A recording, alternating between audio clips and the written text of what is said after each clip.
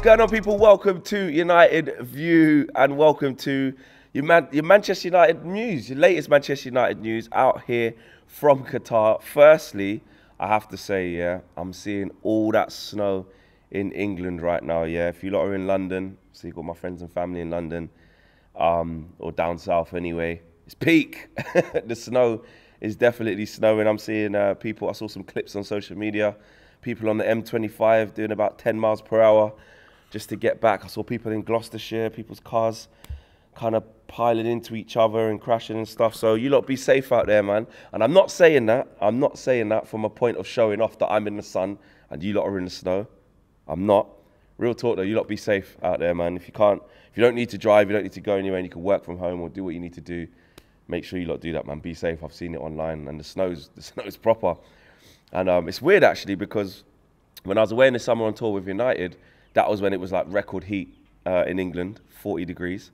So I missed that. And then it looks like I'm going to be away out here for about another week or so into the end of the World Cup. Hopefully I miss that snow and I get back where it's drivable. So yes, big up to everyone. Make sure you lot are keeping safe. I've been under the weather here as well, man. I had to take yesterday out. I was in bed all day, just relaxing and just recouping. There's a little bit of a desert cold going around out here. I know a few people are sick back home, so I hope everyone's feeling good and doing well, man, with their families and peeps. But Manchester United news, obviously England have gone home as well, so our Manchester United players are back. Rashford, Luke Shaw, Harry Maguire. But I wanted to talk about this contract situation, man, because I've seen some quotes, some interesting quotes about Marcus Rashford's contract situation and the other players at Manchester United as well. I mentioned David De Gea last week in a video. This one's more about Marcus Rashford, but also Ten Hag had some interesting things to say on a lot of the players that we've got up for renewal in the summer. Do you know, I'm just going to go through almost all of the quotes, actually, that Ten Hag had to say regarding Marcus Rashford. Here we go. Marcus Rashford was, from the start, the one who came in with a smile to Carrington. From the first moment, it was really a joy to work with him. I recognise this talent. I think he is happier off the pitch. Those are kind of some of the normal stuff. I want to get to the bit about the Mbappe situation, because he kind of compared Marcus Rashford to Mbappe, and I kind of winced a little bit, only because we'd kind of been there before, sort of 3 or 4 years ago, where it was like, Rashford has the traits. Rashi can be like Kylian. Rashford can XYZ, be on that same level. And we know what happened in that period to where Kylian Mbappe is now, to where Rashi is now. And I just don't want to see those two names linked together. But I can see what Ten Hag's trying to do in terms of, you know, bigging up Rashi in public and making him feel that, you know, he's the guy for him, and reassuring to us fans and reassuring to Marcus Rashford in public that he believes in him. I don't take that like for like, if you get what I mean. But what he did say, he goes, there is Mbappe in this moment, a type like him, but when Rashford is getting into the position on the back of the defensive line, he is great, and you see he's really improved. Basically saying that there's not many other players like that in the world. He said, from the first moment I recognised huge potential, and now to get out that potential, I believe when Marcus's positioning is on the back of the defending line, there is almost no better player in the world. I've actually read that the wrong way around. He said, there is Mbappe in this moment, a type like him. So basically he's saying, when Marcus Rashford's off the ball and he's running at people, he's on the last line of the defence and he's making runs in behind, he's almost unplayable when he's in that type of form. When he's doing that, there's only certain players that are like him, and he names Kylian Mbappe, i.e., when he's running at you, you don't want him to be running at you. Can I agree with that message in terms of when Rashi's running at you, does he give you a hard time? Is that his best attribute? Yes, all of them things. I think take the Mbappe thing out of it, because I think what people can kind of do, if you're not a big fan of Rashi, or you think he should move on, or you thought he should have moved on in the summer, or because some people are in that camp, you know, you could use that and say, what's our manager doing, comparing him to Kylian Mbappe, etc., etc. I think you've got to read between the lines on that. I think there's a lot more to that. He's basically saying that in that moment, you know, in that moment, i.e. running at players, being direct and offering runs in behind, he can be as effective as in that moment. He's not saying that Marcus Rashford is as good as, you know.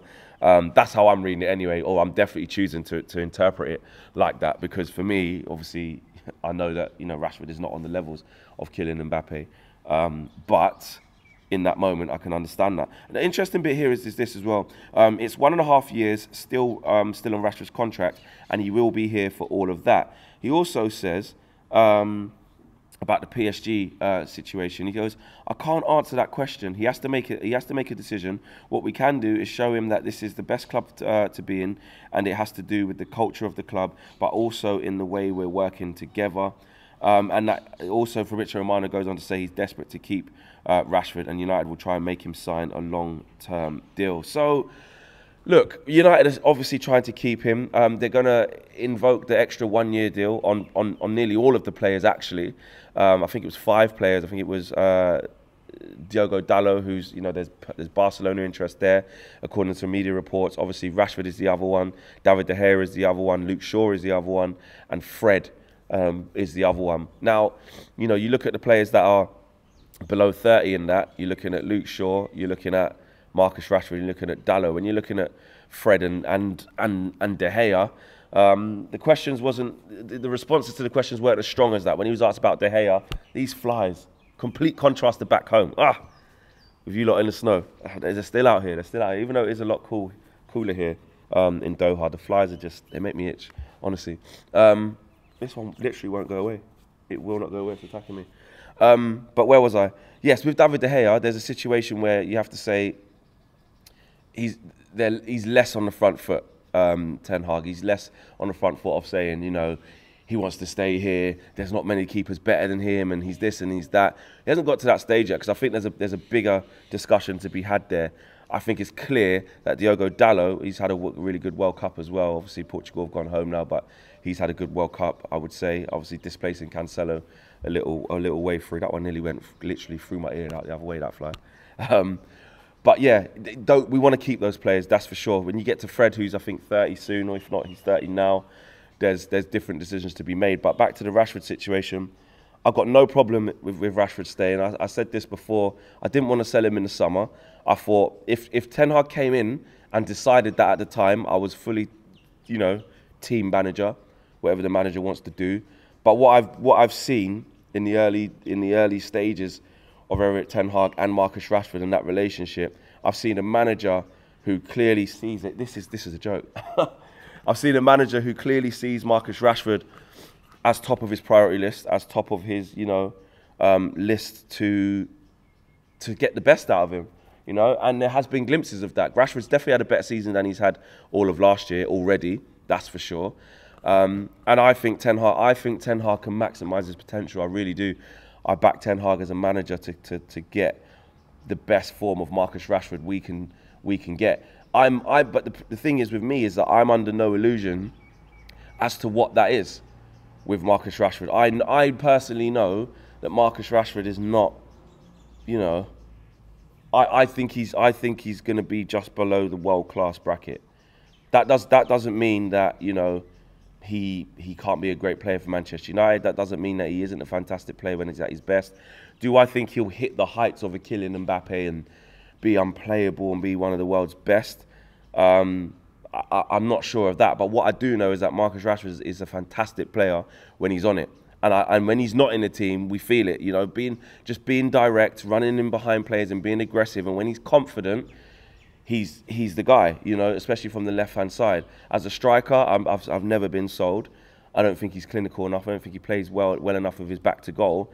But put it this way, I'd much rather have Marcus Rashford than not. And I know some people would disagree with that. But under this manager and under the right environment for him to thrive, with other players as well, like getting a Cody Gakpo, like getting another striker in the summer, with adding to it with players on the right-hand side like Anthony, where Marcus isn't a guaranteed starter. He's got to work for it. I don't mind having him in my squad at all. I think he's fantastic. And obviously, yeah, there is, I know it shouldn't be, but there is a little bit of bias where he's come through the youth ranks. I want to see Rashi do well. I really do. And I think he will. So I'm pleased with that. And Erik Ten Hag wants to keep him as well. So I back what the manager wants. I back what the manager feels. I back the early exchanges between the two. And I think Rashford can kick on. But it is interesting where he said, I can't answer that question about Rashford. If Rashi is tempted to go to PSG, if they do want to come in and unsettle the boat, it is going to be on us to show that Rashford is in the right place. And, you know, if he wants to leave, then I'm sure that there will be a situation where, you know, he'll go for a big fee. But I think what we can see from the early signs is that Manchester United definitely want to keep him. Can I say that Marcus Rashford definitely wants to stay? I can't say that. I think I'll be hugely surprised if he doesn't sign a new contract. But I can't sit here and say he's definitely going to stay. He's going nowhere.